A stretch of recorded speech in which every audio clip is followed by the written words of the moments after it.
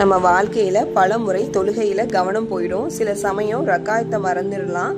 அப்போ நம்மளுடைய தொழுகை கெட்டு போயிடுமான்னா இல்லை. நபிகள் நாயகம் சொன்னார்கள், உங்களில் ஒருவன் தொழுகையில் சந்தேகப்பட்டால் நிச்சயமானதை மட்டும் எடுத்துக்கொண்டு தொழுகையை பூர்த்தி செய்து பிறகு 2 சஜிதா செய்யட்டும். ஆதாரம் புகாரி முஸ்லீம்.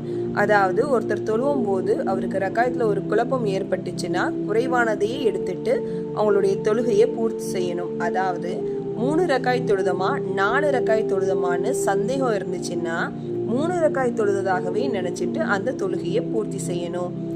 இன்னும் ருக்கு செய்யாமலேயே சஜிதா போயிடுவோம். அப்போ சஜிதா போகும்போது ருக்கு செய்யாத ஞாபகம் வந்துச்சுன்னா உடனே எழுந்து ருக்கு செஞ்சுட்டு சஜிதாக்கு போய் அந்த தொழுகை நிறைவு செய்யுங்க.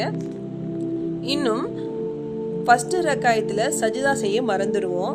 அடுத்த ரக்காயத்தில் சஜிதா செய்யும் போது தான் ஃபர்ஸ்ட் ரக்காயத்தில் சஜிதா செய்யாதது ஞாபகம் வருது. அப்படின்னா அந்த சஜிதா செய்யக்கூடிய அந்த ரக்காயத்தையே முதல் ரக்காயத்தா எடுத்துட்டு நம்மளுடைய தொழுகையை பூர்த்தி செய்யணும்.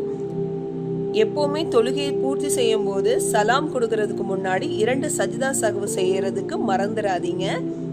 இல்லை எனக்கு தொழுகை ஃபுல்லாக முடிச்சோன்னே தான் நான் மறந்த விஷயங்களே எனக்கு ஞாபகம் வருதுன்னா தொழுது முடிச்சோன்னா 2 சஜிதா செய்யுங்க. மறுபடியும் திருப்பி தொழணும்னு அவசியம் இல்லை. இன்ஷா அல்லாஹ் இந்த நினைவூட்டல் உங்களுக்கு பயனுள்ளதாக இருந்துச்சுன்னா இஸ்லாமிய பாதையை பரப்பக்கூடிய எங்களுடைய நம்பிக்கை பாதை சேனலுக்கு சப்ஸ்கிரைப் பண்ணுங்கள்.